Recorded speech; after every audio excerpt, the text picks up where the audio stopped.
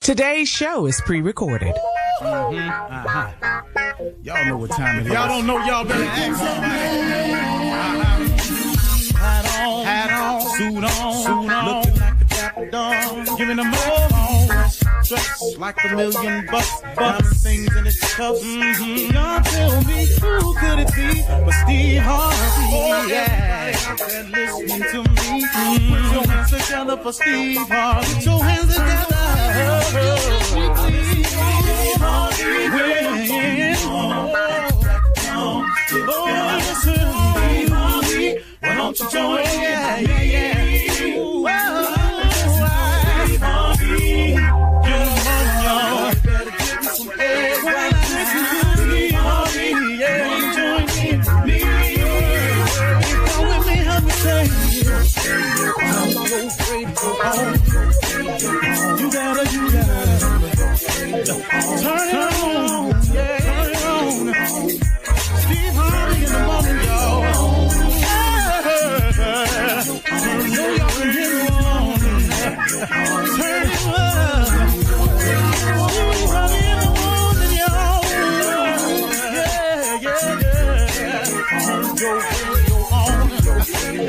You gotta turn your radio on.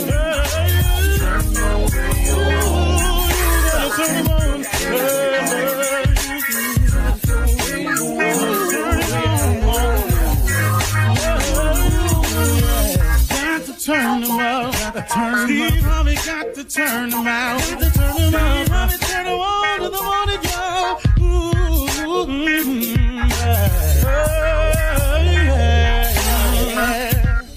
Come on, Steve. Come on, do your thing, Big Daddy. I sure will. Good morning, everybody. You're listening to The Voice. Come on, dig me now. One and only Steve Harvey. Got a radio show. Well, I got to tell you something, everybody. And this is great news for everybody. That I'm going to share something with your principle of becoming successful at whatever level you choose. It can be successful in a relationship, successful in the family. Success is maybe considered to you becoming a homeowner. It could be being debt free. Your ideal success could be $60,000 a year, $50,000 a year, $100,000 a year. It doesn't matter. If you're considering it, if you're wanting it, if you have a desire to become successful, I want to share with you the very beginning of that. If no one's ever done it, I'm going to say the beginning of it today. See, Scripture makes it very clear for us that the only thing you need to become successful is already inside of you. It's not an external need. God wouldn't do that to you. He puts the core basis of everything you need inside of you. So if you discover it, if you tend to it, nurture it, fertilize it, and water it, it grows, it branches out. Then it reaches out externally and it starts grabbing things outside of there to make it even bigger, stronger, better, last longer. But in the very beginning, you don't need anything. It's all within you. And if you cultivate your relationship with God, it comes out, it flourishes. Now, let me tell you, that thing that I'm talking about is a God-given gift that he has given to all of us. We all possess it. It is all within us. Everybody has a gift. Had somebody told me what I know now, back then, I would have saved myself tons of mistakes. I just didn't know the principles. I had to learn them all. Well, one of the principles of becoming successful is your mindset. You got to get your mind right. Now, this mindset is simply a decision that you can make. I can't get it for you. I can tell you what to do, but you got to make the decision. You that's listening have to decide, you know what? I'm going to go on and get at it. I'm going to stop renting. I'm going to become a homeowner. You know what I'm going to do? I'm going to stop living check to check. I'm going to put a budget together. I'm going to stop stepping out on my family. I'm going to go home. I'm going to get it together. I'm going to stop using. When you make these decisions, that's correcting your mindset. Now, the closer connection you have with God, the more help you get sustaining the mindset. How many times have you started to do something and you stopped? How many resolutions have you made at the new year and stopped by February? Over with by mid-January, done in March. Because if you don't have a clear connection with your Creator to help you carry out, the other force out there, that evil force, is designed to get you not to reach your goals, get you not to come to resolution with whatever the resolutions are you made, so you can consider yourself not worthy or a failure or unable to do something. But the more things you are able to accomplish, the greater your confidence grows. So we got to get your mindset together. Your mindset is a decision that you have to make. When you make the decision, you can begin the process. Your mindset is also a will of yours, a will along with the decision, a willingness to do right, a willingness to change, a willingness to be better. It's going to then cause you to have to make a decision to make a change of direction. Don't go where everybody else going. You got to go your way now. You can't follow the crowd. You got to take a less traveled path. You cannot do this without changing your direction. You can't keep hanging with the people you've been hanging with if you want to be different, because they not. Then you have to develop an obligation to yourself. You've got to say, you know what, for me and my family, or if you don't have a family, for me, I owe it to myself. I have an obligation to myself to be the best me that I can possibly be, to be the best self that I can possibly be, to be the best father, the best man, the best husband, the best wife, the best mother, the best daughter, the best son, the best student, the best employee, the best owner. You have an obligation to yourself to give yourself a shot at the best life you can. That's an obligation. You owe that to yourself. Why would you not live the best life that you possibly could? You have an obligation to yourself. Why would you cheat yourself like that? Why would you take yourself and never allow yourself to see the goodness that's already in you, to have the abundance that's been promised to you, to go and explore all the riches out there that's available to you? And but one of the worst ways that you can rob yourself of the joy of your obligation is to keep comparing yourself to somebody else. Because guess what, man? That ain't your life. You ain't Jay-Z and Beyonce. You're not Oprah and Stedman. That's not who you are. Quit looking around at everybody else. That comparison of everybody else will keep you broken. It'll keep you unhappy. You won't even be able to be grateful for what you have because you steady talking about what you don't have. That's not the way, man. You have an obligation to yourself to be the best you can be, not the best them. You're not them. Stop trying to be them. Be the best you. It's cool. You got a nice little house. That's cool. You know how many big houses is empty and filled with hate and resentment? I'd rather have a smaller house filled with joy in it than to go to a big house. Man, Prince got a line in the song that says, I realized in its best disguise, a pretty house don't make a home. Man, don't you know I know how true that is? So I'm just trying to tell you. Now, another part of the mindset is taking dead aim at your life's goals and ambitions. What are they? What are your goals and your visions? What do you see for yourself? What do you dream about? If you knew you couldn't fail at whatever it is you were attempting, what would you go attempt? See, that's what we need to be after. It's a mindset, y'all. It's a decision. It's a will. It's a change of direction. It's an obligation to yourself. It's taking dead aim at your life's visions and goals. Come on, man. You got to get your mind wrapped around this thing. You owe it to yourself to live the best life you can be. Come on, man. Talk to God. God got something for you. You just got to check in with him. You're listening to the Steve Harvey Morning Show.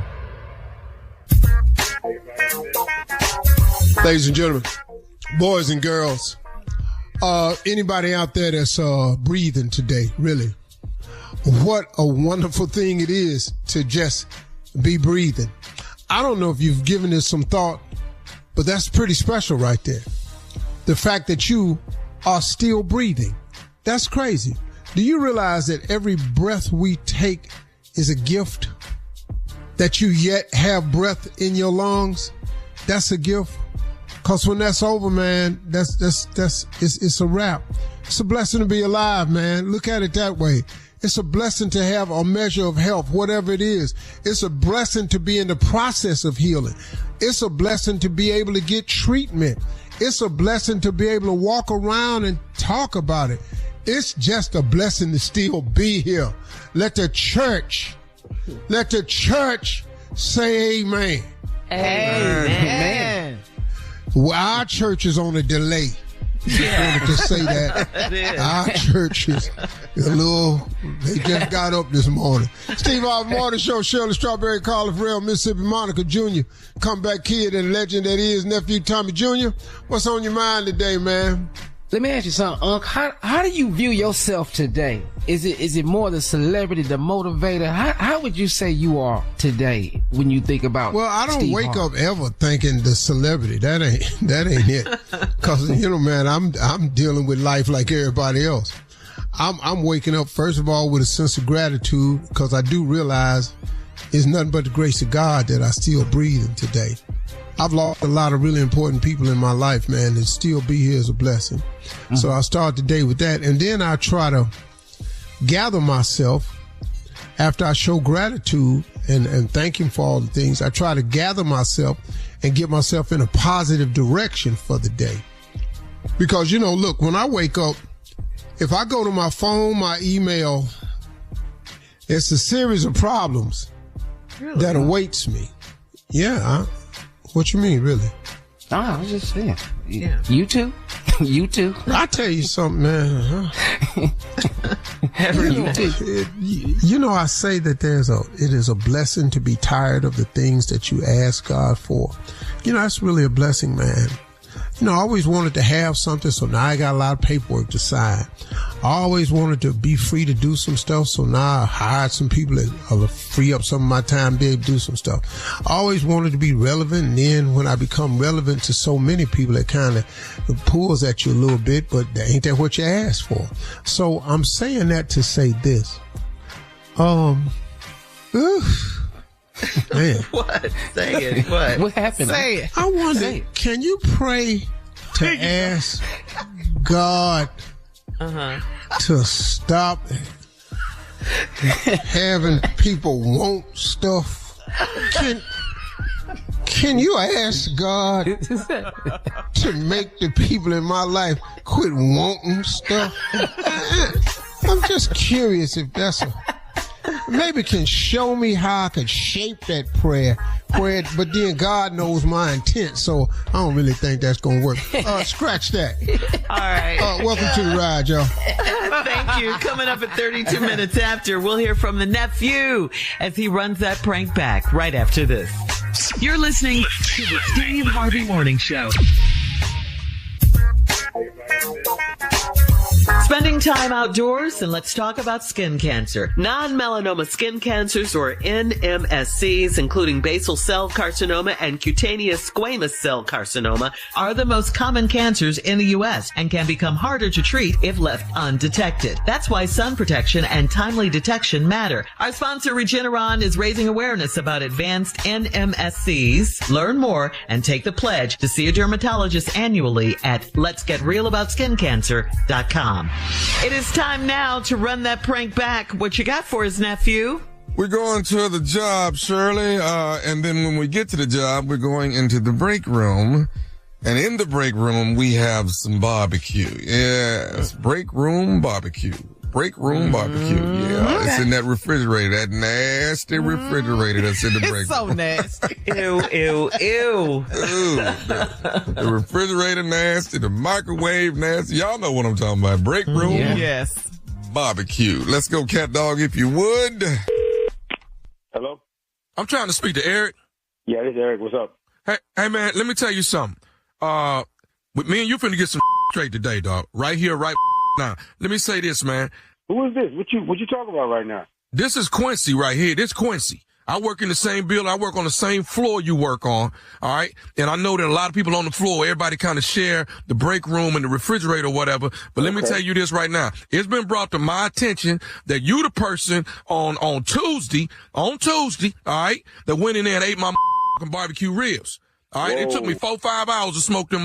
Hey, whoa, slow down. You said your name Quincy, right? Slow down, Quincy. My name. Who bringing this to your attention, bro? Don't worry about that. Don't worry about who told me. But everybody say you always eating people's stuff out the break room and out the refrigerator. Well, I don't know who is everybody or whatever, but I ain't eating nothing out the refrigerator. I go out and get my own food, bro. I go out and get my own food, so I don't know what you're talking about right now. And I don't know who over there telling you. Let me say this to you, Eric. Let me say this to you, all right? I'm coming by your cubicle tomorrow. I see anything. I see some barbecue sauce, anything remotely look close to my barbecue ribs. I swear to you, I'm whooping your ass right there in your cubicle. You need to chill, man. I'm not about the threats, bro. I'm telling you, I wasn't the one that did that. I'm telling you that right now, so you need to calm down. No, I ain't calming down, okay? I'm telling you right now, you're going to get up in your cubicle. I hear what you're saying, but I'm trying to tell you I'm not the one that's doing that. That's what I'm telling you. So you're coming at the wrong person. How come everybody say if anybody ate your food, it's probably Eric? Eric the one always eating everybody's stuff up. They can say whatever they want to say. That don't mean that I was the one that did that. That's what I'm trying to tell you, bro. That's what I'm trying to tell you. You get all irate. So they lying on you now. They lying on you. They lying. I'm trying to tell you they lying. I'm telling you that. So you do understand what I'm saying. If it's anything that remotely look close to barbecue sauce, anything, a real bone, anything like that around your cubicle, in the trash can, in your work area, I'm whooping your ass, Eric. Man, Quincy, man, I'm trying to be nice to you on this phone, bro, but I told you about these threats. So at this point in time, for you threatening me again, you and your barbecue sandwich, bro. That's how it is right now. You and your barbecue sandwich, bro. I told you to stop making these threats to me, bro. Go on admit that you ate it, Eric. Go on admit it then. You know what? At this point, speaking to you on this phone like this, bro, I really wish I ate your sandwich, bro. I wish I did, bro. I did. Hey, dog, I'm telling you right now, I smoked them ribs for 5 hours. I smoked them ribs, put my hard work in it, and then I get to work, getting ready to eat my food, and somebody then ate my barbecue ribs, and then everybody saying, Eric, the one always eating everybody's food. I'm telling you, dude, I will come to your cubicle and you up if I find anything look like my ribs over there. That's like the third threat you done gave me, bro. That was good, bro. That was good as I'm so glad I took that. Oh, so you admitting it now? Now, I'm telling you what you want to hear, Quincy. That's what I'm doing right now. I'm telling you what you want to hear. Okay. That's your ass tomorrow. That's your ass tomorrow at the cubicle. I'm telling you now. We working in the same building, right? I ain't going nowhere. You know what floor I'm at. I ain't going nowhere. Was good. I don't know who you are. I don't know how you got my number, bro. But we even gotta wait till you get up there to my floor. We can get this cracking in the lobby, bro. In the lobby, you can get your ribs broken. Your ribs, not the ribs that you cooked on that barbecue. Your ribs. We can get it cracking right there. It's whatever at this point, Eric. It's whatever. It's whatever. Obviously. Okay. It's, you know what? Matter of fact, I'm gonna let Deshae know what's up. Deshae? I know she didn't tell you nothing about eating nothing like eating your food, bro. I know Deshae didn't say nothing like that to you. No, Deshae ain't say you ain't no rib. That ain't what Deshae told me. So why you bringing her? Why you bringing her up then? You want to know what Deshae told me? What did Deshae told you, bro? What she told you? Deshae told me to prank phone call you. This is nephew Tommy from the Steve Harvey Morning Show. You just got pranked by your coworker Deshae. What the hell you talking about? Hey, Eric, check it out. This is nephew Tommy, bro. Steve Harvey Morning Show. Your girl Deshae, your coworker, got me to prank you, man. You know what, man? Boy, you got my blood boiling, man. Oh, man. Oh, Deshae, she gonna get it, bro. She gonna get it when I get back in there. And I listen to y'all I don't believe it. Man, hey, you got me, man. Oh, man, it is an honor, bro. It is an honor. Tell me, man.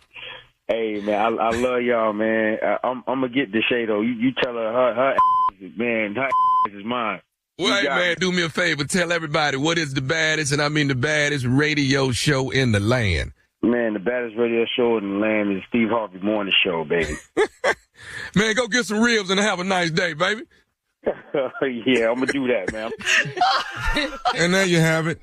Be back in another hour, and I'll be the same stupid, same person. Nothing changes. Yeah. No.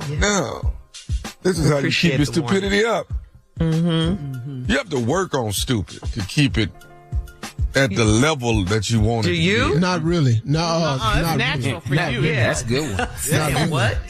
No, you got to work on it. True. This ain't nothing. No, that's not true. You take stupid for granted. No, that's the problem. No. I take it for how it come to me.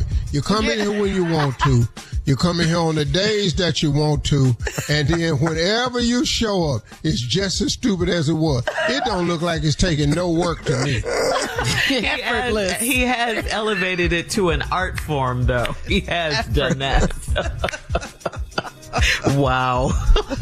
I'm going to open up a stupid gallery. That'll be great. Like an art gallery, just a stupid gallery. See, right there. Thank you, nephew. Coming up next, it is Ask the CLO. Our Chief Love Officer, Steve Harvey, in the building right after this. This your man, Cedric the Entertainer, and you're listening to the Steve Harvey Morning Show. You're listening to the Steve Harvey Morning Show. The future of cornhole is here. From casual backyard games to professional ACL tournaments, the Cornhole app is your all-in-one hub for the game you love. Keep score, track stats, follow your favorite players, and manage leagues and tournaments with powerful event tools. Whether you're a brand new player or an ACL pro, the Cornhole app connects you to the entire cornhole community. You can join clubs, shop for gear and equipment. Anyone can play, anyone can win. Download the Cornhole app today. Coming up at the top of the hour in entertainment and headline news, our forever First Lady Michelle Obama and Meg Thee Stallion recently talked about fame and life in the public eye. President Trump's name was voted back on the Kennedy Center, and Forbes ranks the top HBCUs. We'll talk about all of these stories at the top of the hour, but right now it is time to Ask the CLO. All right, here we go. This is from Lynn in Brooklyn. Listen carefully. Lynn writes, my cousin's girlfriend admitted that she cheats on my cousin. She told me that my cousin always cheats on her, so she does it to get back at him. I suggested they break up, but she prefers things the way they are. Should I tell my cousin this? That's all she wants to know. I think your cousin already knows that, but if you want to interject yourself into it, because that's what y'all have a propensity of wanting to do. Oh, that's word. I would want to know, and I would want somebody to tell me. So now go on in there and tell your cousin. You would want to know? No. Y'all would want to know, women. So just go on in there as a woman and tell your cousin that his woman is cheating on him. Go ahead. You don't really mean that. I mean, that's what you're going to do. My thing is stay out their business. Okay, well, but that's what she wants to know. But you're not going to want to hear. That's her question. Should she tell her cousin? You're saying the real CLO answer is stay out of their business. Right. Because she feels loyal to her cousin. That's why she wants to tell him what this girl You and your cousin ain't that close. You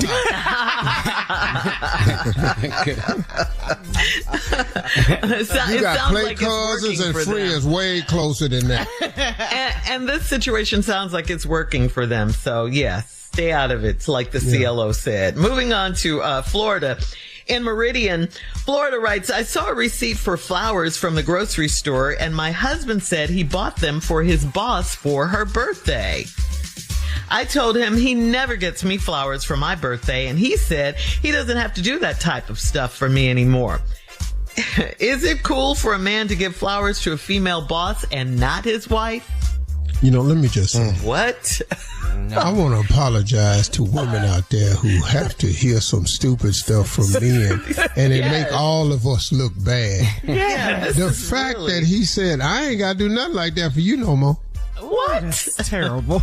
That's you can't make this type of ignorance up. It's like, okay, it's like, you remember earlier Tommy said that, we don't appreciate his stupidity and how much he puts into it. Yeah. As you can see by this last letter, it don't take a lot to be stupid. You can blurt it out. Just very, very low level.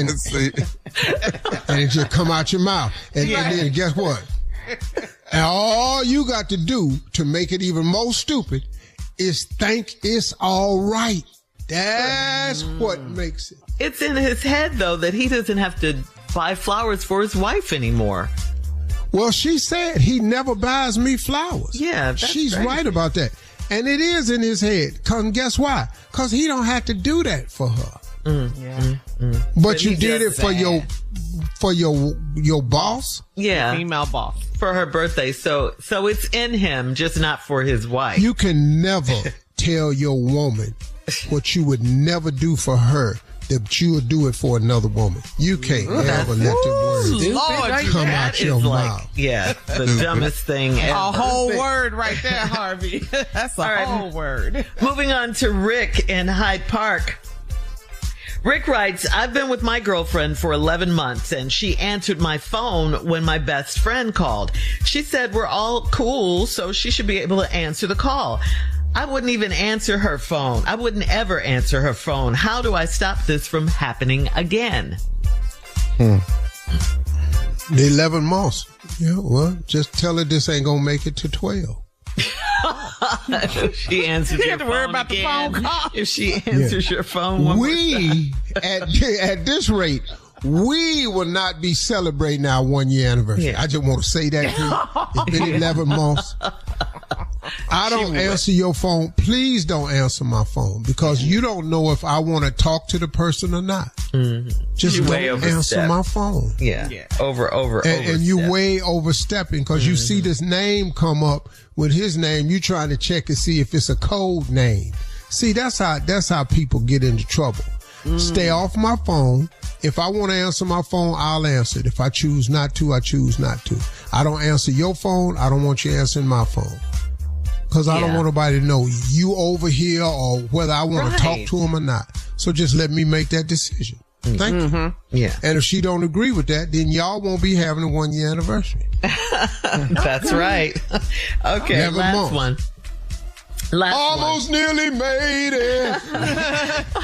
Last one, CLO. This is from Justin in St. Augustine. Justin writes, our son asked us to rent a private room at a nice restaurant so he can propose to his girlfriend. I told him if he needs financial help with that, then he probably does not need a wife. My wife wants to give him the money. What should we do? Man, that's crazy because Dad right about that, man. If you ain't got the money for the proposal. Yeah. You ain't what about the marriage, a lifetime till death? Yeah, Dad is right because Dad knows what's coming. You know, your wife wants to give him the money so it'll be nice and all like this here. But, you know, I've done some ignorant mess from some son-in-laws trying to help him out, so. So what? You agree with the mom give him the money? I agree with that. I wouldn't give him nothing because you're gonna resent it. Okay, so the dads on this show say no. All of y'all agreement. So how should he propose then? He wants to do something special. Well, you ain't gonna be in a private room. Get on your knees in front of all these people. Yeah, that's what's gonna happen right here. Yeah, hey man, and matter of fact, it's better on your knees in front of people. You don't need no private room. It's better. The more people see it, the more special. It just shows people gonna clap all kinds of stuff. Yeah. Yeah. Okay. Yeah. So do it at the check-in desk. No private room. No, you're not getting a private room, dog. You're not gonna do that. All right. Well, yeah. So the dad is right. If he needs financial help with that, then he probably doesn't need a wife. He should save up more. Yeah, I know several gangster ways you could do it, but... Oh, Junior just said what? check in at the hostess stand. Just do it right there. Everybody right there. Hey, Junior, didn't you propose in a restaurant? Yeah, I did. Was it Chili's? That's romantic. No, it was just a nice restaurant, but I ain't had no private room. Mm-hmm. That's kind of how it turned out wonderful. No, wait, I'm back on what Tommy said. Did you propose at Chili's? Oh, no, sir. No. I didn't hear that. Come on, Tommy. I like Chili's. That's not her thing. Oh, okay. No, Junior. You love Chili's. Yeah. All right. Thank you, CeeLo. Coming up at the top of the hour, we'll have some entertainment news for you right after this. You're listening to the Steve Harvey Morning Show. According to the Black Information Network, during a recent episode of our forever First Lady Michelle Obama and her brother Craig Robinson's podcast, In My Opinion, Meg Thee Stallion was the guest, and she talked about living life in the public eye, dealing with the public breakup, friendship betrayals, legal battles, and devastating losses. Megan said being herself can feel like a, quote, roller coaster. She described going from feeling on top of the world to wanting to hide under her bed because she was tired of people talking about her. Meg Thee Stallion seemed to be entering her next era with less interest in controlling what the internet thinks about her and more interest in controlling what she allows into her own head. She says now she switches her prayers from just asking for things to expressing gratitude. Interesting, right? Yeah. That's a major switch. It really is. That is major. You know, and what Megan is talking about feeling is real, but that goes for everybody. Yeah, because you have to deal with that. Everybody can feel like, they're on top of the world one day, and then, just because of social media, everybody has had the feeling that everybody's talking about them. Yeah. Especially if you're on social media, you posting and stuff like that. Those posts affect people. Yeah. Like I know not to read the comments, but every now and then I do. So, I mean, because of social media, you feel like your actions, your appearance, even your personal life are just subject to constant scrutiny and observation by everyone. And it's so unfair. You're just trying to live your life. It's so unfair because, look, nobody asked for that. People talking about, hey, come with the territory. No, it come with the territory because you made it that. It don't really, hate don't really come with it. Not really. It's just you a hater, and here you are. Yeah. I ain't never posted anything and said, hey, man, y'all got any messed up stuff y'all want to say about me on this post? Please do. I ain't never said that. But it does but here they come. Go ahead. But it does make you hesitate on what to post. Tommy, we've talked about that too, right? You kind of hesitate what you want to post because I posted the stuff that they just went clean off on me, man. With my kids. So that they don't takes care. it to another level. You like, okay. Hate doesn't care. Yeah. I'm ready to whoop somebody behind now. It's so crazy, but you don't know who it is. That's the other thing. I can't get to you. Yeah, you don't know who it is. Where's Carlisle 120 at? Where is Carlisle? Man, somebody posted something. Oh, I saw it. No. You're not going to say just it. Leave that off. Okay. No, I'm going to leave that off. All right, well, we'll move on then. We're going to switch gears here as college students move in and prepare for their new academic school year. Well, Forbes has ranked the country's top public and private HBCUs based on graduation and retention rates, alumni earnings, and student debt.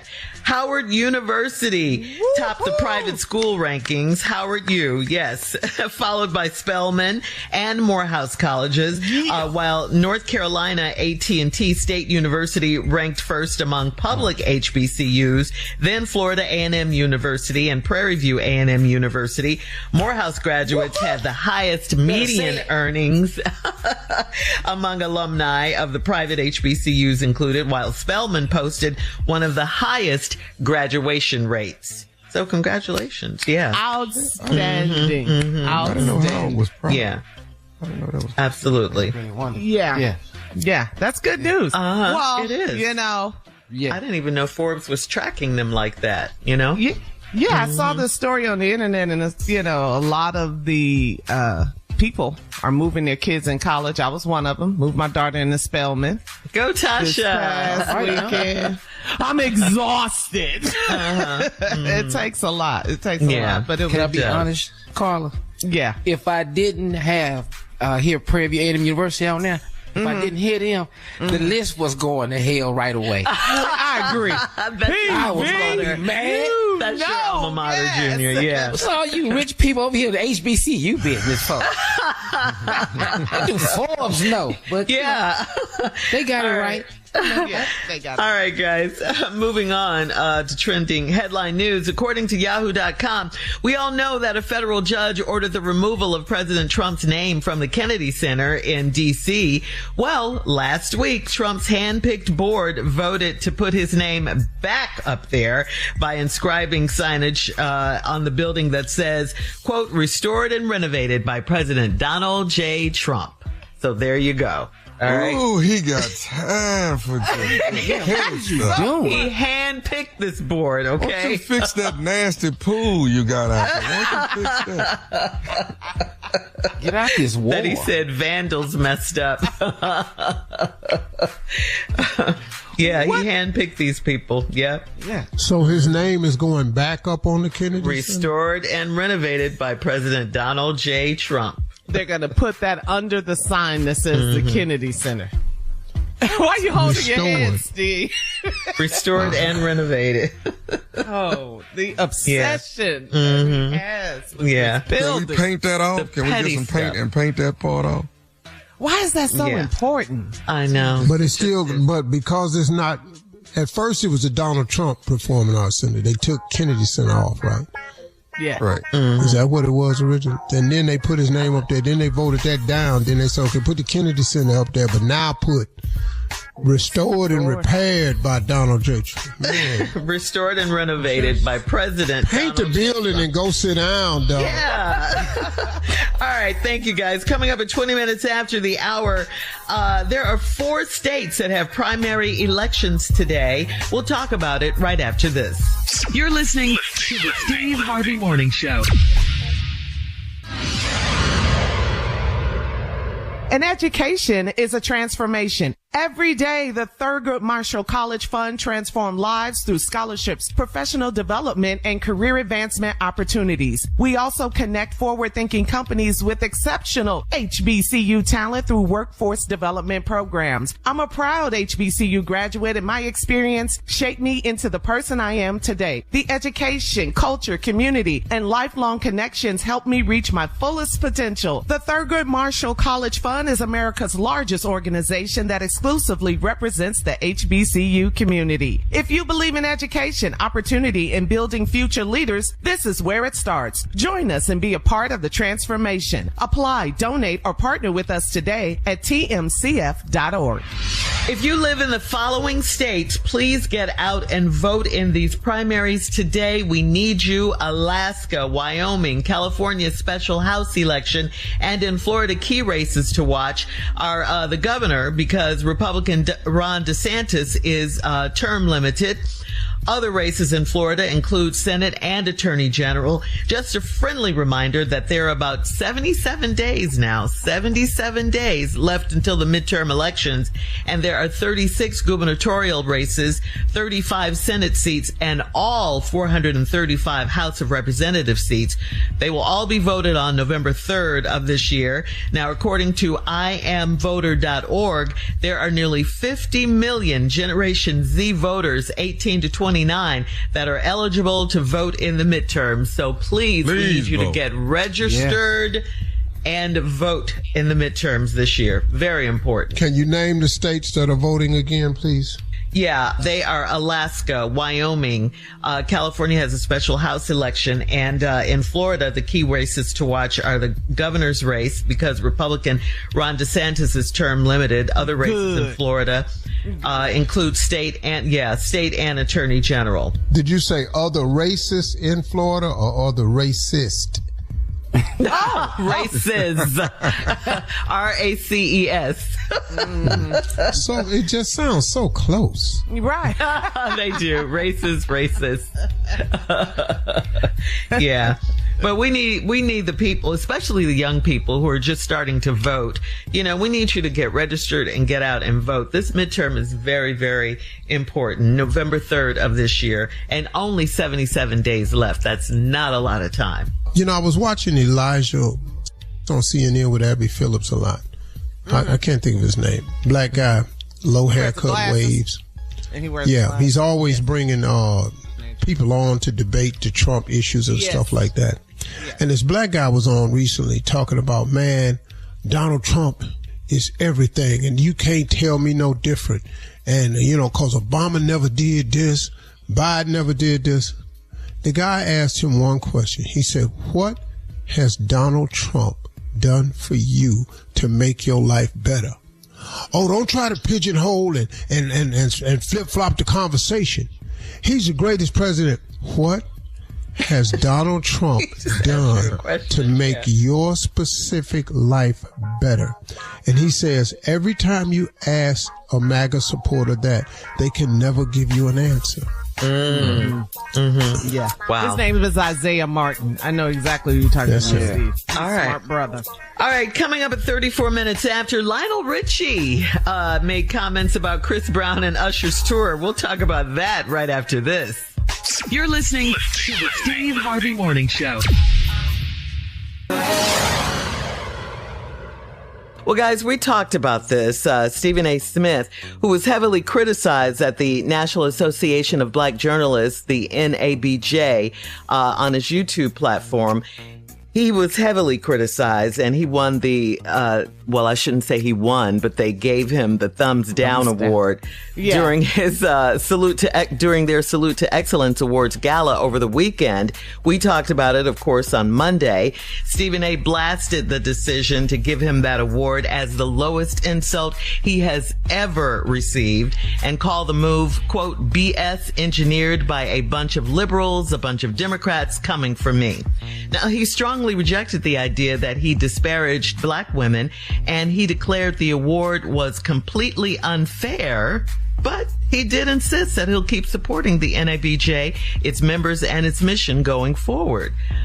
Stephen A. also noted that he reached out to the NABJ president to debate the award publicly on his show, but instead she requested a private discussion with Stephen A.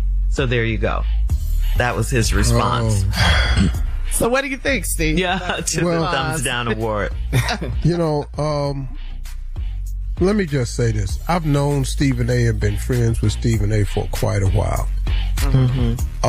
I've had my thoughts about all this, and you know, not to get into any particulars, but you know, I wished him well behind this.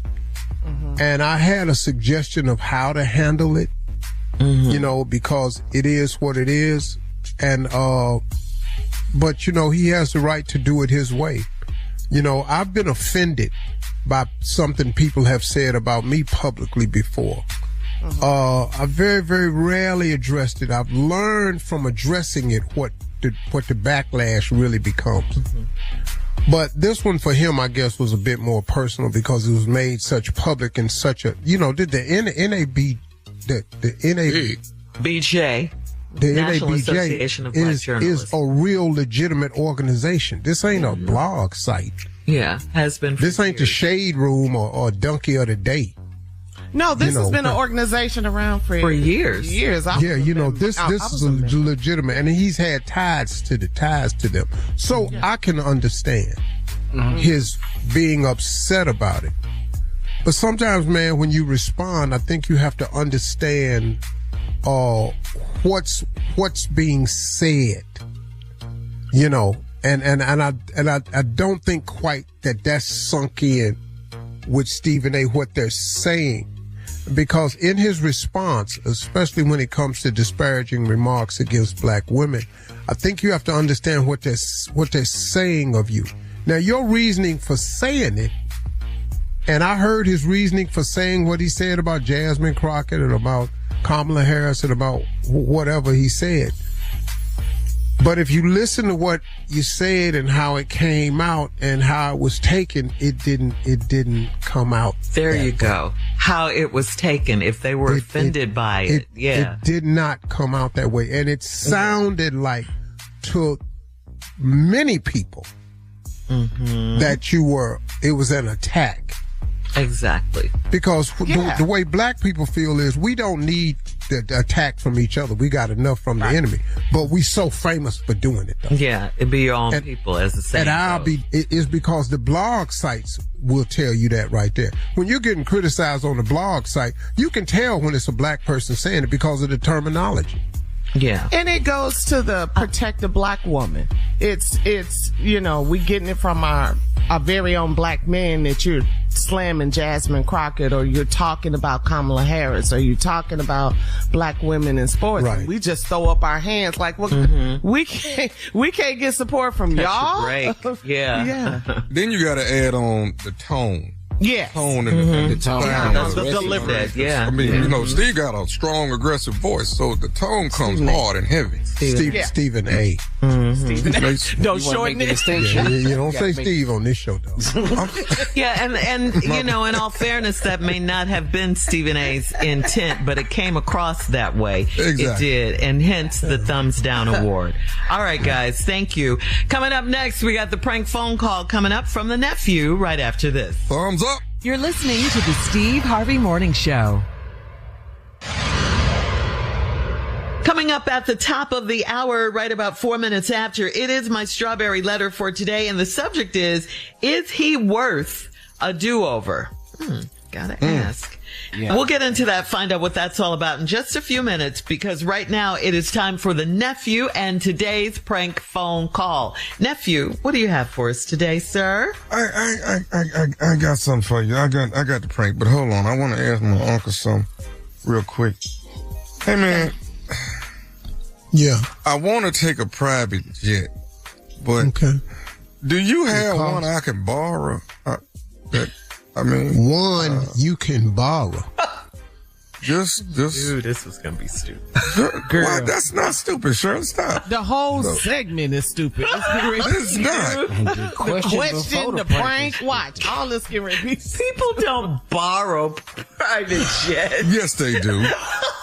So, I'm just asking. I want to take Jackie to Vegas. Who? You want what? You want to take Jackie to Vegas? We told you, stupid. From Houston to Vegas round trip. I want to do a private. Yeah. Oh, that's close. Yeah, that's close. Okay, so how much? Let's just say, just tell me what your ballpark figure. What that costs? Depending on how you want to go. You want to go mid-size or heavy?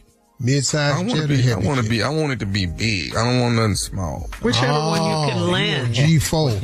Yeah. G4 on up. All right, cool. Houston, on a regular plane, how much is it? How far of a flight is that? Why don't you ask him what his budget is, Steve? No. I'm going to give him the budget. Because I want to hear this. I want to hear his budget. If you want to go on a big jet, plenty room, catering service, all that. Eat on the way down. Yeah, we got to have food and stuff. Yeah. Yeah. Roll the carpet out at the foot. Yeah. Let's see. Oh, you're probably looking at about 60. What? Told you. What? Budget. Loser. Okay, what if we Southwest back and we don't do? So you just go down there. Yeah, but Southwest. So give me a one-way then. You trying to go this weekend? Well, what is your to budget, Vegas? Tommy? No, we're gonna do this in October. But Tommy, listen to me. It ain't no just one way. You can go, Tommy. You can go one way if you want to. you're going to pay for that jet going back to where it came from. Oh, so you may as well. Why am I paying for it if I'm not on it? Why would they take you out there and come back with nobody on it? We got to go. Okay. All right. We ain't going. Here's a prank of the day. Boogie snitching. Let's go, Cat Dog. Hello. May I speak to Boogie? Yeah, this Boogie. Hey, Boogie, this KB. Let me ask you something, man. How you get out of jail before Marcus got out of jail? How y'all go to jail at the same time, but you get out a month before him and he's still in there? Hold on. Who is this? This KB, this Marcus' brother. Tell me how you get out of jail, but Marcus still in there and you been out over a month now. They say you... Hold on. No, they say you snitching, Boogie. Snitching? That's what's going on. You up in there snitching. Hold on, bro. Hold on. You slow it down. Slow it down a little bit, man. Hold up. You know what? I really don't need to be having this conversation with you, but you coming at me like this. It's called bail. How you out on bail, but Marcus still in there? Tell me that, Boogie. Man, how you gonna call me with? You know what? I ain't finna trip with you, but you now this. Hold on. Let me pull those right now. All I know is they the one saying you the one that snitched on my brother, and that's why he's still in there and you out. I don't know where you getting this from, but I'm gonna tell you what. I had to go to work. I need to get the out of there. But you ain't hear me. I went to jail too. Boogie, you gonna mess around and get your whooped for snitching, man? Cause that's what you been out there doing. Man, what the is you talking about? You been out there snitching. That's why you out, and my brother Marcus is still in there. You know what? It's called bail. That's what it's called. It's called bail. I had to go to work. I don't know what you tripping on. All I'm tripping on is that the fact that you out and my brother ain't out. He's still in there. Dog, I'm gonna tell you something. I'm looking for you, Boogie. You hear me? I'm looking for you, man. But you know where I'm at. You know where. You know what? Since you run around here like a little like he is, let me tell you what happened. All I want to do was go get me a beer. I jump in the car, and then I was getting your mama some cigarettes. So how you coming at me like that? Okay. I jump in the car with them, and them start blaze up one. I told him, nah, dog, put that out. We just going around the corner. But he start putting it out in the car. He throw the out the window, and now we get pulled over. Hell yeah, I jumped out the car, told the law. I don't got to do with this. Who was smoking, you or Marcus? I don't even smoke, dog. I had to go to work. I go to work. I can't deal with that. I told them dudes to put it out. Damn it, laws pulled over. They searched the car. How the hell you gonna be riding like that and laws pull you over? They pop open the trunk. You got a big speaker box back there with no wires on. How the hell you figure I'm a snitch? It don't take no rocket scientist to know you got some back there. Hell yeah, I got out there. Man, them had me in there drinking water out of toilet. Man, don't come at me like that. You want to come in, you know exactly where I'm at. So just because they got you up in there drinking water out of the toilet, you going to come up and start snitching on everybody. You know what? I had to go to work. Hell, I used all my money trying to get out there on some. Oh, this can't be about you got to go to work. That can't be about, you got to have some heart somewhere, dog. Coming at me like that. I was just going to the store. Can I say something to you, man? I want to look. Nah, you know what? You can't say. Let me shoot you something. Since you're gonna be the middleman, let me shoot you a thing or two. Tell your brother, just don't drop the soap. No, he ain't gonna drop the soap. I'm gonna make sure my brother. No. Listen to me. No. I'm gonna tell you, dog, and I'm gonna tell you this. What you got to tell me? What you got to tell me? I'm gonna tell your boss everything about you, and then you're gonna lose your little job. Oh no, it can't be. You can. No, you know what? What you stuttering for? What you stuttering for? I can't believe you calling me with no like this. Just lose my number. Don't call me no more behind this. Let me say something to you right now, Boogie. What you got to say? This nephew Tommy from the Steve Harvey Morning Show, you just got pranked. Oh man. Boogie, that do me like that, dog. You know this ain't nothing to play with. This ain't nothing really to play with. All right, Boogie, man. I'm sorry, dog. You okay, Boogie? Dog, nah, I am, dog. You know what?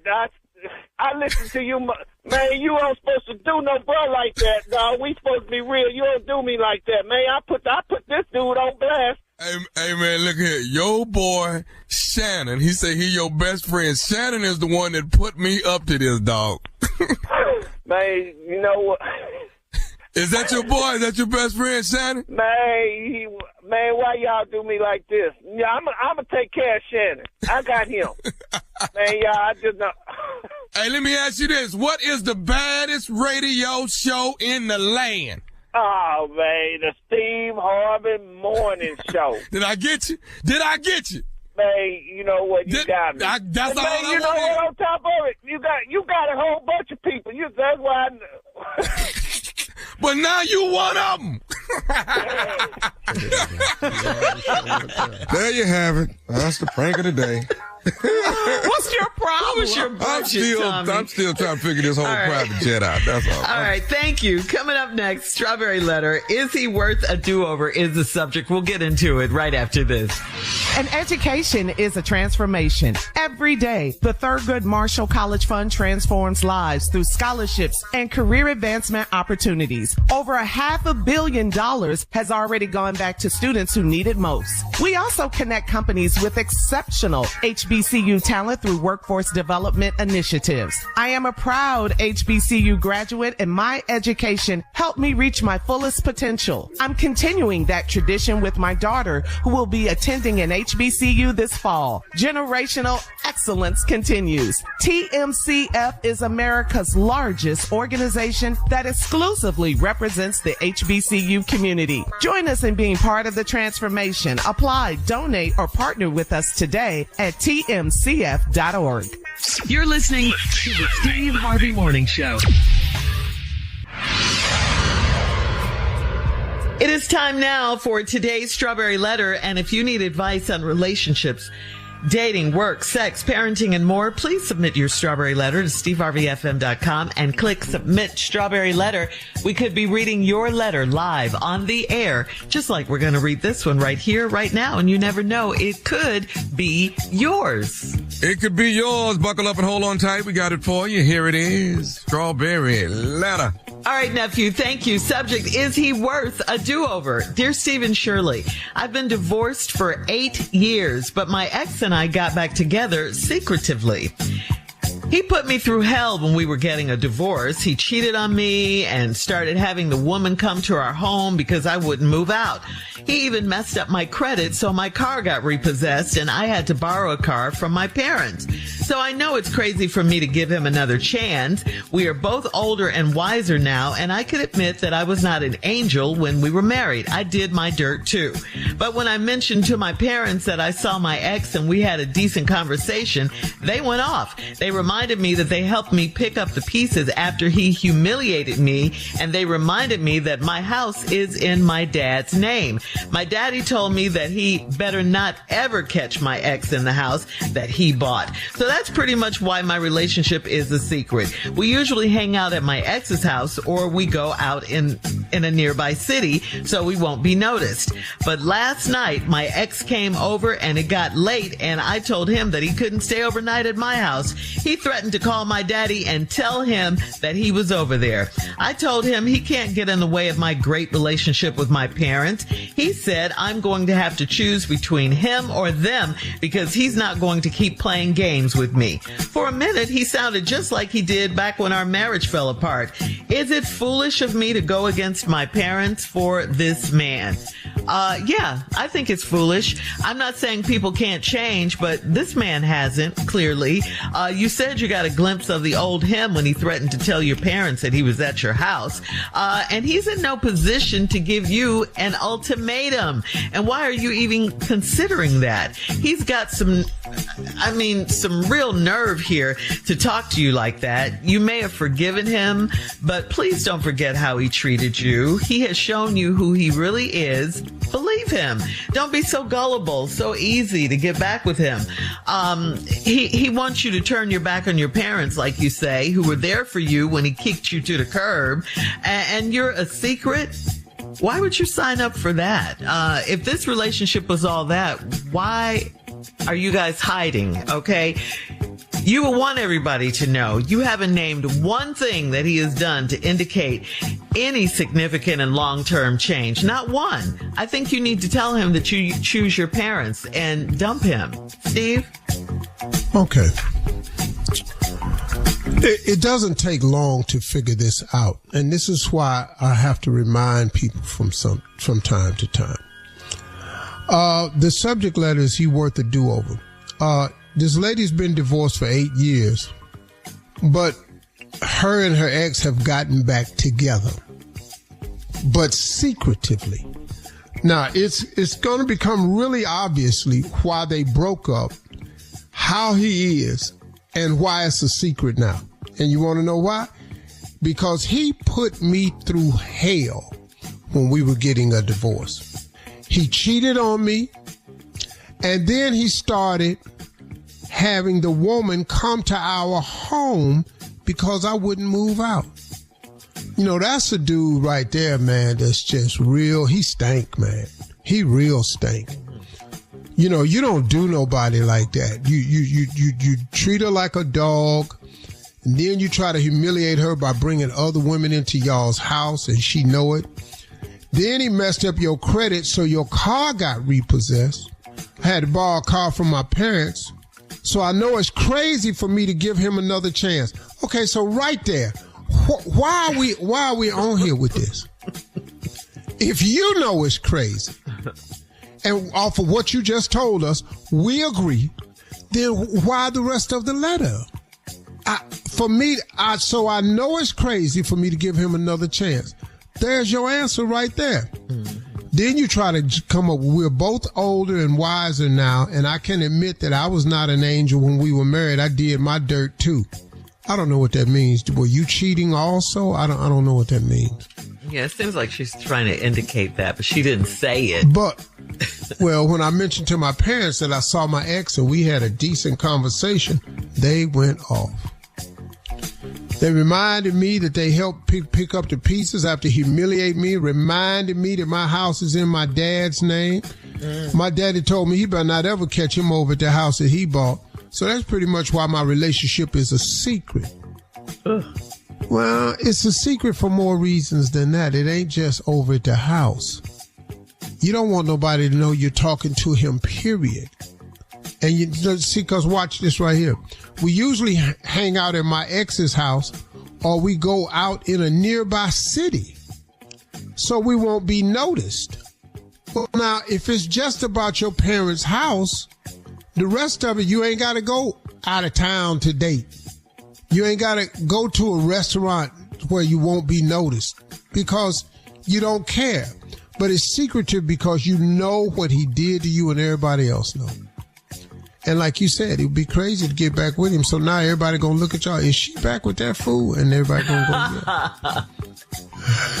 But then last night, he came over. It got late. I told him he couldn't stay at my house. He threatened to call my daddy and tell him that he was over there. That's what I want you to do. Go ahead and make that phone call. Call this man and tell him you at his house after he said he better not ever catch him over there. Go on over there and call him. But he ain't going to do that because he ain't no fool. And he sound like a coward to me. But let's see if the coward would call your father. Hang on, Steve. We'll have part 2 of your response coming up at 23 minutes after. Today's Strawberry Letter subject, is he worth a do-over? We'll get back into it right after this. You're listening to the Steve Harvey Morning Show. The future of cornhole is here. From casual backyard games to professional ACL tournaments, the Cornhole app is your all-in-one hub for the game you love. Keep score, track stats, follow your favorite players, and manage leagues and tournaments with powerful event tools. Whether you're a brand new player or an ACL pro, the Cornhole app connects you to the entire cornhole community. You can join clubs, shop for gear and equipment. Anyone can play, anyone can win. Download the Cornhole app today. All right, come on, Steve. Let's recap today's Strawberry Letter. The subject is he worth a do-over? Well, lady, you answered that question pretty quickly. You've been divorced for 8 years, and y'all done got back together secretly. But when y'all was getting a divorce, he put you through hell. Cheated on you, had a woman over at the house, knowing you were there, and he brought her over to the house because you refused to move out. Then he messed up your credit. Your car got repossessed. Your parents helped you get on your feet with another car. Now y'all old and wiser now. But it only been 8 years. It's only been 8 years, right? So now you're old and wiser now, and now you want to admit that you wasn't an angel yourself. Then you told your parents, I ran up into him and we had a decent conversation. They went off. Then they reminded you of all the stuff that he did, humiliated you, reminded you the house was in my daddy's name. And then your dad told you he better not ever catch him over at that house. Well, you say that's pretty much why the relationship is a secret. But it's not. It's more to it than that. That's why y'all meet up out of town. That's why y'all have dinner in other places where people don't recognize you. That's why you only go to his house. Because you're ashamed. Because you said at the top, so me getting back with him, I know it's crazy. Yes, it is crazy. So now, last night your ex came over. It got late. I told him he couldn't stay overnight in my house. He threatened to call your daddy and tell him that he was over there. I told him he can't get in the way of my great relationship with my parents. He said, I'm going to have to choose between him or them. Him or them. Now, your parents have proven who they are. They're going to love you regardless. He done already showed you who he is. He going to love you, somebody else over at the house. He going to wreck your credit, repo your car. He showed you all of that. Yeah. So he said, I'm going to have to choose between him or them because he's not going to keep playing games with me. Now, here's the part. She said, for a minute, he sounded just like he did back when our marriage fell apart. Well, then, you know the saying when people say, when people tell you who they are, believe them? Believe them, yeah. So, what I don't understand. What else you need? You said in the beginning, me getting back with him is crazy. Then you said he sounds just like he did when our marriage fell apart. Is it foolish of me to go against my parents for this man? Girl. So foolish. Go against your parents for this man. You are going against your intuition, your well-being. You're going against what you know is already the case. I don't see the changes he's made. Y'all just older and wiser. Old and wiser to what? Okay, in your new old and wiser age, didn't you say I know getting back with him is crazy? Didn't you say getting back with him is a secret? Didn't you say for a minute he sounded just like he did when we talked when our marriage fell apart? So I haven't seen the difference in him. I don't see him. What y'all doing is sneaking around having sex. That's what y'all doing. That's all y'all doing. And what I think is, here's what I really think. I think the 8 years that you've been divorced, you ain't really found nobody. He know it. So now you thinking something is better than nothing. I think that's what it is. And I think you've gotten so tired of being out there in this new dating game. I'm going to just go on back in there. Don't do that.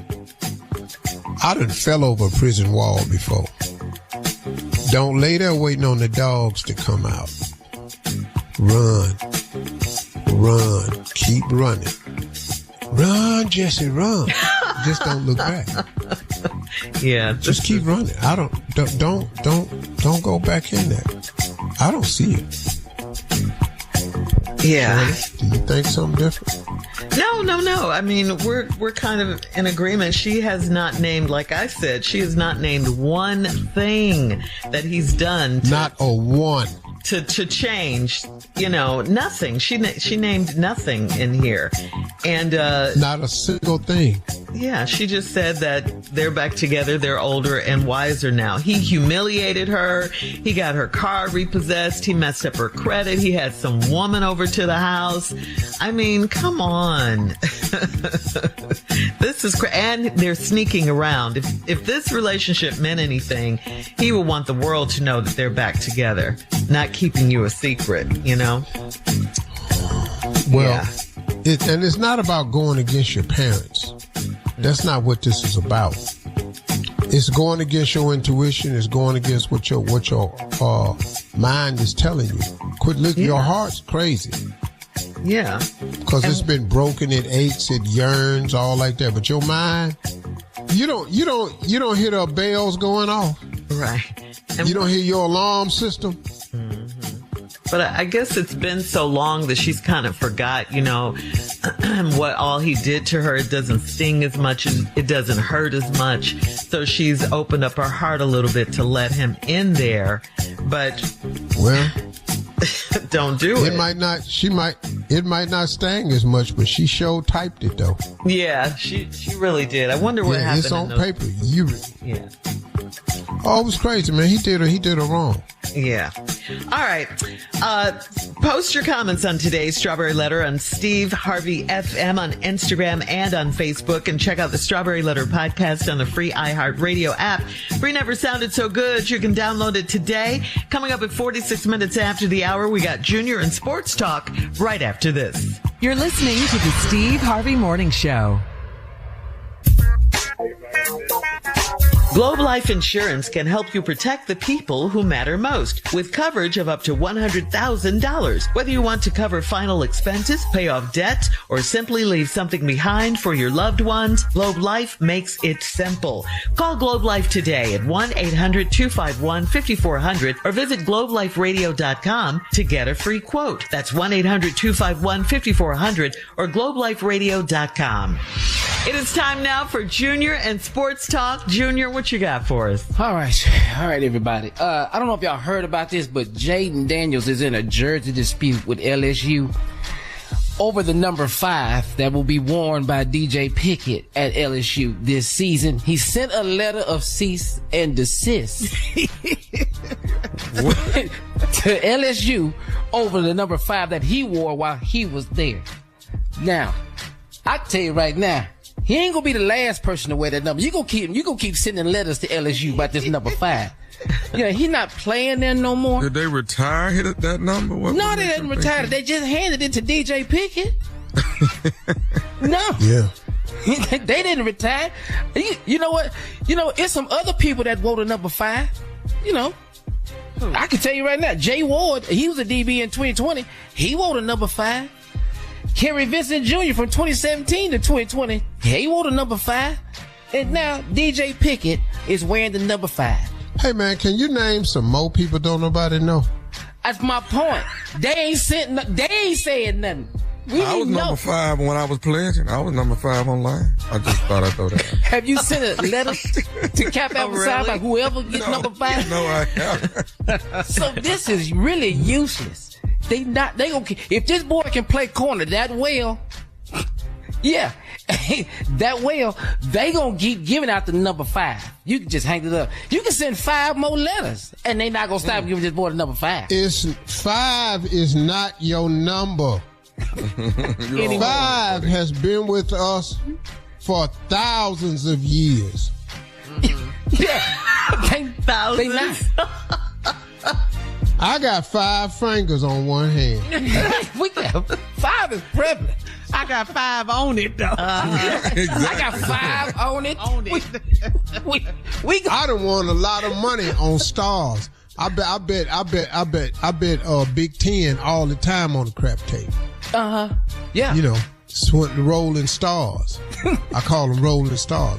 The 5 is something you just can't stop. Yeah, I've been in jail 5 times. You had 5 tickets, been in jail 5 times. 5 minutes of funk. 5 minutes of funk. You don't own 5 minutes of fame. You can't own 5. Is he 5 in Washington with the NFL? He 5 with the Commanders. Oh. They get, Man, take 5. that number one that's paying you money. Yeah. Do something to get that number retired. I like him. I like the kid. I love the quarterback at Washington. But this ain't the fight you need to make. You sound like Donald Trump wanting his name back up on that doggone Kennedy Kennedy Center. Let it go. Let it go. You can let this one go. Sure. All right, Junior, thank you. Coming up at High Five, Junior. Coming up at the top of the hour, a young woman on social media needs some advice. She says, why is adulting so hard? We'll talk about it right after this. Give me 5 on the backside. You're listening to the Steve Harvey Morning Show. Christina on Steve Harvey FM writes, I'm living on my own for the first time and I feel completely overwhelmed by how much stuff you're apparently supposed to keep track of just to be a functioning adult. Bills, appointments, groceries, cleaning, car maintenance, exercise, keeping up with friends and family, remembering birthdays, planning meals, saving money, and a million other things I'm probably forgetting. I did really well in school, so I don't understand why regular life feels so much harder. The worst part is that even when I'm relaxing, I'm thinking about all the things I should be doing instead. So I'm never really relaxed. Whenever I ask someone older how they manage everything, they laugh and tell me, quote, you think it's hard now, just wait. I'm like, what? Yeah. How do adults keep everything straight? That is her question, Christina. That's a great question. It is. It was really funny to me how you said that I was really good in school. Mm-hmm. I can't tell you how many times I've had to tell somebody school ain't got nothing to do with real life. No, they don't. It doesn't prepare. College is a bubble. Mm-hmm. You got all this stuff to worry about because all you had to do was do your homework, do your studies, memorize the information, give them recall on quiz and test day. Mm-hmm. I wasn't good at that. So that right there. But you know, this is called life. Yeah. And adulting comes with it, and it comes whether you're ready or not. Yeah. And the people who have lived in it said you ain't seen nothing yet because they know more is coming. Remember when you were a kid and you wanted to be grown so badly? Yes. And your parents would be like, oh, you can be grown soon enough. You don't have to worry. I know what they meant. Yeah. I saw a T-shirt this guy wearing said the dumbest thing I did was grow up. I said, you ain't lying. Because when you were a kid. If you could pick, Junior, yes, sir. If you could pick one age to go back to, what age would it be? You have to pick one to go back to. Oh, 10. 10? Yeah. Mm-hmm. That's too far back there. Oh, man, it was easy. I ain't have to drive. I ain't had to worry about food. I ain't had to do nothing. All I had to do was just sit around, be a kid. Okay. I ain't had to do nothing. All right, Tommy. 16. I like 16. Wow. 16 was just no worries in the world, but life is on the way though. But I like 16. And I was sexy too, Steve. I was so sexy. And I had hair, dog. I had hair. It was just a lot with that. You know? Yeah, I can see that. How about you? What age? Yeah, where you going back to? 2. You're an infant, a toddler. Terrible. I don't want no responsibility. Straight out of diapers? Yeah, no, I want to be in diapers though. Yeah, I still want the diaper. Oh, what a joy that must have been. Just walk around, hold on to the edge of the coffee table, look off, and just use the bathroom standing there. Then somebody come clean it off. Man, God, yo, give me that life. Feed me. Yes. I ain't got to go to work, man. I ain't got to know nothing. I don't owe nobody no money. I don't even know what money is. No relationships. Man, I ain't got no kids. I am the kid. I'm just and all the attention is on you. Yes. You get all the attention. You run the house. Yes. That's a good one. That's a good age. That's a good age, too. Damn, yeah, man. And when I was 2, we didn't have car seats or nothing. They just put you in the back of the car. No seatbelt. Right, they hit the brakes. You're all over the car. Yeah. We didn't have seatbelts, none of that. So you just standing up in the back. No, you had your mama on. Man, that was Just your mama on was the airbag.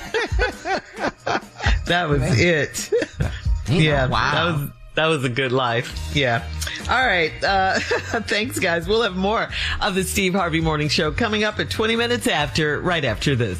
You're listening to the Steve Harvey Morning Show. Well, it's morning rush hour, guys, and last week, drivers in Washington, D.C. were delayed for hours.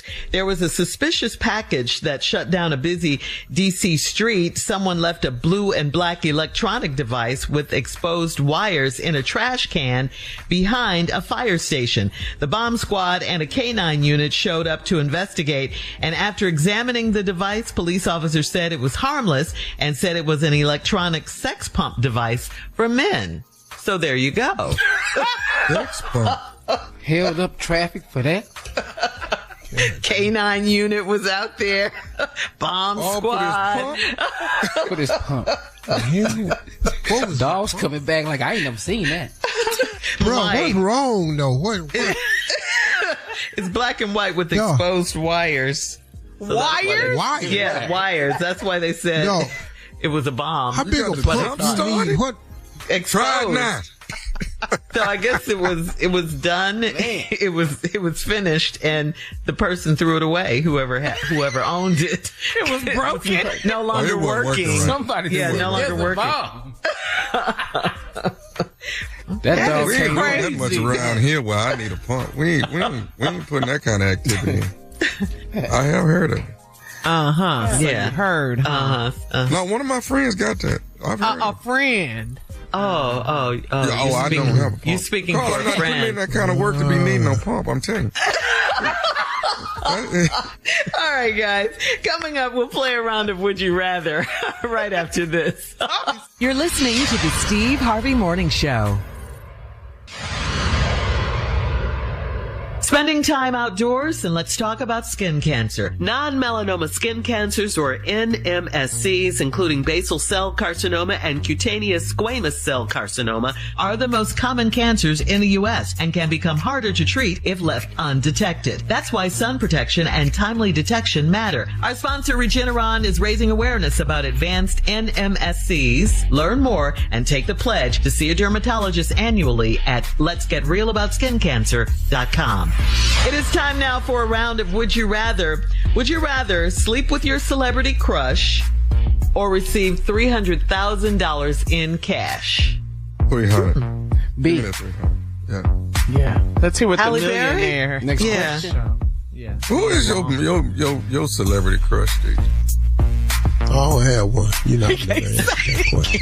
Yeah. Don't ask Did him you that. ever have Nothing. one? There's nothing in me. Open my mouth. There's nothing in me, though. You plead a fifth. Would you I don't rather, even have a fifth. Would you rather stay on a vegan diet for the next 5 years or go hunt for your food? Vegan for 5. You can't say 5 because that dude owns the 5. Yeah. You can't say 5. Jaden Daniels. That was a while back.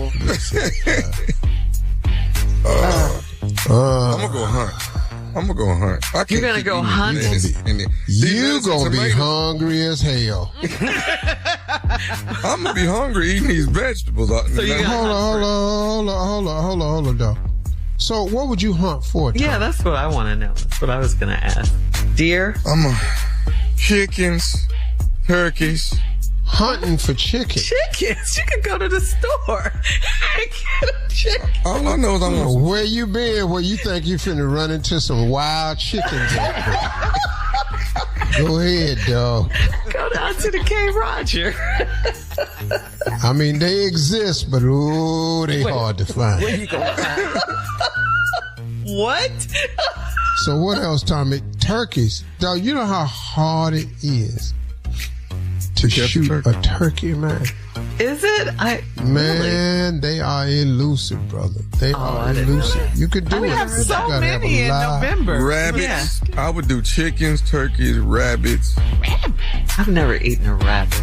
Oh, rabbit is good. Tastes like chicken. Hey man, listen to me. Take chicken off your list. You ain't gonna ever eat that again in your life if you out hunting. So go ahead. So now you got rabbits. Okay. I bet I catch them turtles though. I can catch the turtles. Turtles? What that mean? You ain't never had turtle soup? Turtle soup is good. Outstanding. It's good. That's outstanding. Yeah. It's good.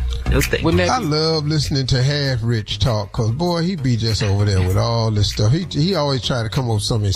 Oh, you ain't never had turtle soup? No, most people haven't. No. No. I don't want it. I've had opportunity. Oh, you ain't ever had no turtle soup? No. Really? We can catch fish. We can do that all day, right?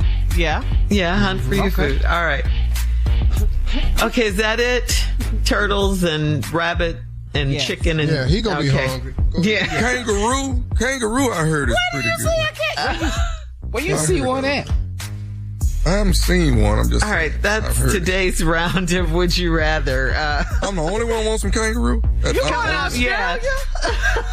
Coming up, we'll close out the show because it's our last break of the day, and we'll close it out with the one and only Steve Harvey right after this. You're listening to the Steve Harvey Morning Show. The future of cornhole is here. From casual backyard games to professional ACL tournaments, the Cornhole app is your all-in-one hub for the game you love. Keep score, track stats, follow your favorite players, and manage leagues and tournaments with powerful event tools. Whether you're a brand new player or an ACL pro, the Cornhole app connects you to the entire cornhole community. You can join clubs, shop for gear and equipment. Anyone can play, anyone can win. Download the Cornhole app today. It is time now for our last break of the day, and here we are. This is it. And Junior, you have a question for Steve before he closes out the show? Yeah. It is why I'm closing out the show. It's because of Junior. Okay. It's because of these inquisitive questions that's come from this young man's mind. It's all a part of it. Growing like everybody else. Mm-hmm. And I want to ask you about this. Though. I knew that was coming. I walked into that one. I did. Shots fired. You know what? I don't even want to ask. I'm sorry about that. He just said, "Now your hair not grow." We'll grow up then and just make it happen. Ain't no letting the question and the hair go. Come on, Uncle. Let me ask you this, big dog. You know, we mess up a lot in life. I know we may beat ourselves down. We may not feel the same about what we done and all these things. I hear you talk about this, but talk about the positive part about when you finally get it right. What is that about? How that feeling feel when you get it right? You know what you say, for you to even ask the question of when you finally get it right, you know what that means? That means you failed several times. So you don't finally get it right without the failure. See, that's the part that's hard to get people to understand. And I'll tell you something, man. I know a lot of people who beat themselves up over mistakes that they made. I've done it myself in the past. I used to really sometimes, man, make a mistake and just wallow in it. I mean, just sit there, man, in a misery so crazy. Oh man, and I tell some people about it, and they would help me wallow in it. Give me more reasons to go, yeah, man, that is really messed up. I can't believe you did that. Man, you did what? Oh, man. Man, hang in there, dog. That's crazy. I've done it to myself hundreds of times. And I know a lot of people who did it. As I got older, and I started understanding through my relationship with God exactly what could happen because of this relationship. And one thing that I picked up that was major in this relationship was forgiveness. Forgiveness. And sometimes, man, well, listen to me. God will forgive you, but sometimes you got to forgive yourself. Sometimes you have to say, okay, God, thank you for your forgiveness. Now I forgive me. See, God forgives you, but if you're going to keep wallowing in it, it's not because God didn't forgive you, it's because you won't forgive yourself. Or you hang around people who constantly remind you of what you did to hold you in that position. That's a very manipulative friend. That's a shaky person, man. You don't need nobody like that in your life. And you don't need to be that way towards your own self in your life. You have got to understand that all these mistakes you are making are a very, very valuable part of the equation. And if you quit looking at these mistakes, these L's you taking, if you quit looking at these L's as losses and start looking at these L's as lessons, you won't lose. Now look, man, every L you take, there's still a lesson. Look, 3 of us on this show have lost our mothers. But in losing our mothers, look at the lessons that she taught us, that we hear her voice all the time, saying and stuff and reminding us of things that she once told us. And we live our life like that. And because we had great mothers, we are blessed to have great memories. You know, and we're able to smile sometimes about it and share funny stories about it, you know. That's a good thing, you know. So all of your L's, if you quit looking at them as losses and realize that a lot of these L's are lessons, you could handle it better. But Junior, your original question was, how do you feel when you finally get it right? Well, in order to finally get it right, it simply means you've gotten it wrong a bunch of times. Don't you see that that's the process to finally getting it right?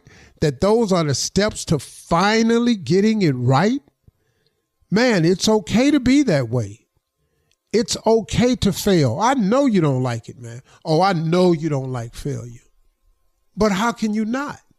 You know, failure is a wonderful teacher. Experience is a beautiful thing to have. But you do realize that the cost of experience, it costs you your youth. You don't get to be experienced until you get older. The last time you start listening to some really wise 10-year-old? Huh? The last time you went, man, have you seen this 10-year-old's YouTube page? He brilliant. He may be. But I can tell you right now, he don't know nothing about real life. Now, I don't know what he done read and memorized, but he don't know nothing about making rent at 10. He don't know nothing about providing for a family at 10. He don't know nothing about getting fired. He don't know nothing about bad credit. He don't know nothing about divorce. He don't know nothing about having a child.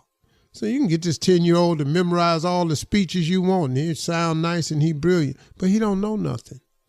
You get experience. Experience is priceless. It's a shame you have to pay for it with your youth. So when you finally get it right, that just means you've overcome all the wrongs. And congratulations. Welcome to adulthood. And oh, by the way, the first is coming. Ladies and gentlemen, that's my closing remarks today. Hope you enjoyed it. Y'all have a great day today. Talk to God. He'd absolutely love to hear from you. Peace. For all Steve Harvey contests, no purchase necessary, void where prohibited. Participants must be legal U.S. residents at least 18 years old unless otherwise stated. For complete contest rules, visit SteveHarveyFM.com. You're listening to the Steve Harvey Morning Show.